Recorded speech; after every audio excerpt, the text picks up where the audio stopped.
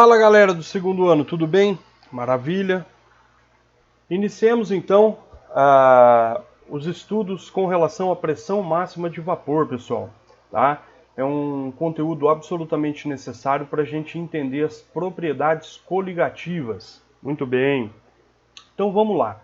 Bom, primeiro vamos começar com o conceito de pressão atmosférica, que é um conceito importante para que a gente entenda a relação que existe com a pressão máxima de vapor. Bom, vocês podem perceber aqui, a partir dessa ilustração, que nós temos diferentes altitudes nessa gravura. Então olha aqui, ó, vou passar com o mouse aqui para vocês. Então aqui eu tenho uma determinada altitude, aqui uma determinada altitude e aqui uma determinada altitude. Bom, como vocês já aprenderam em física, a gente tem a teoria da gravidade, né? A gravidade diz que a tendência dos corpos é cair para onde existe uma massa maior. Tá? No caso, a massa maior é da Terra. E o que simboliza aqui então essas partículas brancas? São as partículas de ar, as partículas de substâncias que compõem o ar atmosférico. E assim, elas também obedecem à teoria da gravidade e à tendência que elas caiam para a região de menor altitude, certo? Então quer dizer que a tendência do ar é cair como a tendência de qualquer coisa é cair, exatamente. E quando isso cai, você exerce, né, quando os objetos caem, assim como o ar, a tendência é que haja uma maior pressão em regiões mais baixas, em regiões de menor altitude.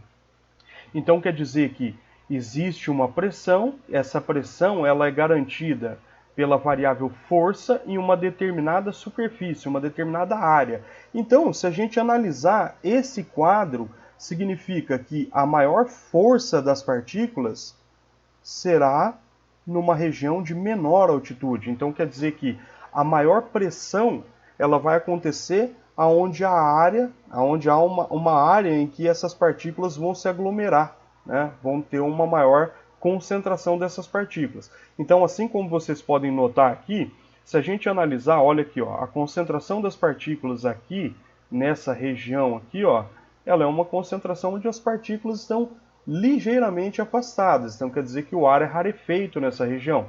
Agora, aqui embaixo, a tendência é que as partículas se aglutinem ainda mais por efeito da força da gravidade. Então, isso gera o conceito de pressão. Então, pressão é a força exercida em uma determinada área. Trocando aqui para as unidades de medida, a pressão dada em Pascal, né, PA, ela é igual a força em Newton por metro quadrado. Então quer dizer que a unidade de medida Pascal é igual a Newton dividido por metro quadrado. Maravilha, gente? Então espero que vocês tenham entendido. Ó, aqui, região rarefeita, onde eu tenho uma menor concentração de partículas. Então quer dizer que essas poucas partículas que estão em regiões de maior altitude vão exercer uma menor pressão atmosférica. Enquanto essas partículas aqui mais aglutinadas, elas vão se deslocar para regiões de menor altitude e vão exercer maior pressão atmosférica. Tá? Muito bem? Então, para isso, vamos entender agora a questão da pressão máxima de vapor. Então, nós temos aqui nessa gravura o seguinte, um líquido em ebulição. O líquido está sob aquecimento, certo? E ele entra em processo de ebulição. Então o que é esse processo de ebulição? É um processo de aumento de temperatura, as partículas começam, à medida com que elas vão ganhando a energia térmica, né, o calor, essas partículas elas vão saindo de uma situação que elas estão mais estacionárias, vão para uma situação onde elas vibram e daqui a pouco elas estão vibrando muito. Ou seja, a temperatura nada mais é do que a medida, ou seja, a característica de estarem numa vibração muito intensa. Então, medir temperatura significa indiretamente medir a vibração das partículas. E essas partículas, elas chegam a um momento que elas começam a vibrar tanto, que elas começam a entrar num grau de liberdade entre as espécies, que elas mudam o seu estado físico. Então vejam aqui, ó, bolhas de ebulição estão acontecendo aqui. Essas bolhas, essa agitação dentro da parte interna da bolha é tão grande que ela acaba rompendo a pressão atmosférica. Então quer dizer que a partir dessa figura, que a pressão máxima de vapor nada mais é do que quando a pressão atmosférica se iguala à pressão de vapor. Então, quando ocorre esse igualamento de pressão, ou seja, quando a pressão interna do líquido, que é chamada pressão de vapor, ela se iguala à pressão atmosférica, na superfície, ó, essa pressão de evaporação ela está agindo sobre essa superfície, sobre essa área, e a pressão atmosférica também está agindo sobre essa área.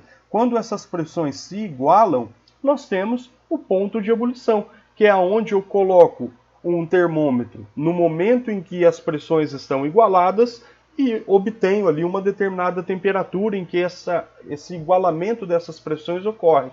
Então a pressão de vapor nada mais é do que quando a pressão interna do líquido, né, se iguala à pressão atmosférica. Né? É o momento em que a bolha estoura e rompe a pressão atmosférica. Nós temos aí, então, o ponto de ebulição. Então, ficou entendido aí?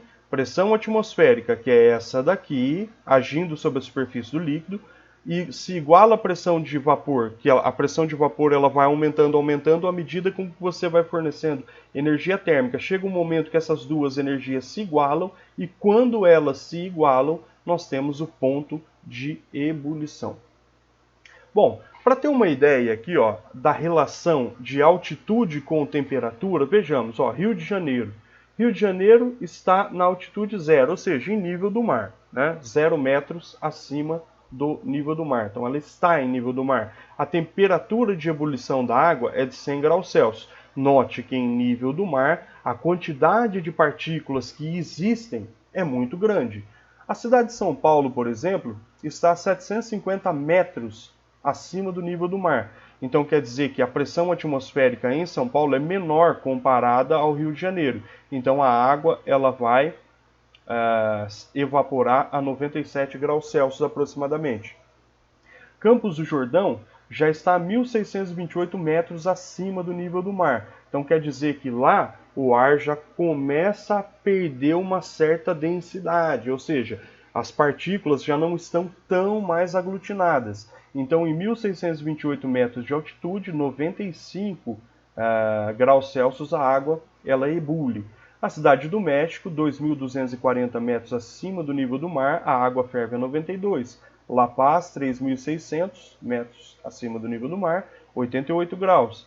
Monte Kilimanjaro, 5.895 metros, a água já ferve a 82. E no Everest, 8.848, quase 9.000 metros, aí a água ferve a 70 graus Celsius. E isso só reforça o que eu falei aqui, ó. Então, quanto maior a altitude, menor a pressão atmosférica. Se a pressão atmosférica é menor, quer dizer que vai ficar mais fácil da minha pressão de vapor romper a pressão atmosférica, certo? E aí eu tenho esses valores aqui. Bom, relações importantes aqui, pessoal. Ó, vamos prestar bastante atenção aqui para a gente entender as relações entre as pressões. Então vamos lá. A pressão de vapor é aquela que é a pressão interna do líquido, certo? E o ponto de ebulição nada mais é do que quando a pressão de vapor se iguala à pressão atmosférica. Então temos, ó, quanto maior a pressão de vapor, menor será o ponto de ebulição. Sabe por quê? Porque se a pressão de vapor for extremamente elevada, ela vai ser muito volátil, ela facilmente evaporará, certo? Então, quanto maior a pressão de vapor, ela vai evaporar rapidamente, então o ponto de ebulição, logicamente, vai ser menor. Então essa substância será mais volátil, ou seja, vai evaporar com mais facilidade. Agora vamos ver uma segunda relação. Quanto maior a pressão atmosférica, ou seja, menor a altitude, né, quanto maior essa pressão atmosférica, maior será o ponto de ebulição, no caso. Então, a gente pode verificar isso através do quadro ali atrás, né? Então, quanto maior a pressão atmosférica, maior esse ponto de ebulição, mais energia será gasta para a ebulição. Ó, vamos voltar aqui, ó. Aqui é uma zona de alta pressão, 0 de altitude. Então, ó, eu preciso de energia até chegar a 100 graus Celsius para evaporar. Agora, olha aqui, ó, zona de menor pressão atmosférica. Eu preciso de uma menor energia, ou seja, 70 graus Celsius para evaporar, beleza?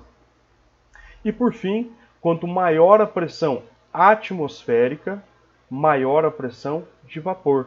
Então, ou seja, mais energia será gasta para romper a pressão atmosférica. Então, quer dizer, se a pressão atmosférica for muito grande, a minha pressão de vapor também tem que ser proporcional a ela, ou seja, tem que ser igual a ela para gerar o ponto de ebulição. Muito bem. Aqui, pessoal, nós temos uma situação que é a seguinte. Nós temos 3 tipos de substâncias, tá? O éter, o álcool e a água, e as suas respectivas curvas de aquecimento em função de pressão. Então vejam só, aqui nós temos a pressão máxima de vapor, certo? Pressão máxima de vapor, e aqui esse eixo nós temos a temperatura. Então, ó, vamos comigo aqui, ó. Vou pegar aqui a caneta, certo? E vou fazer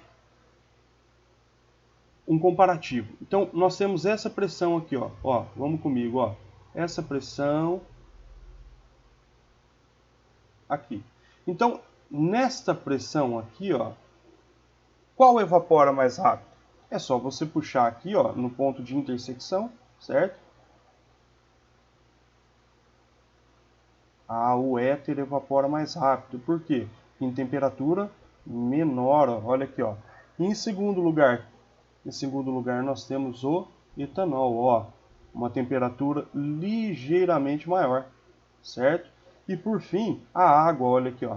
A água, no ponto em que a pressão máxima de vapor atinge a curva da água, nós temos uma determinada temperatura. Então vejam só, pessoal, que esse exemplo que eu trouxe para vocês, ele deixa muito claro a questão da pressão máxima de vapor em função da temperatura.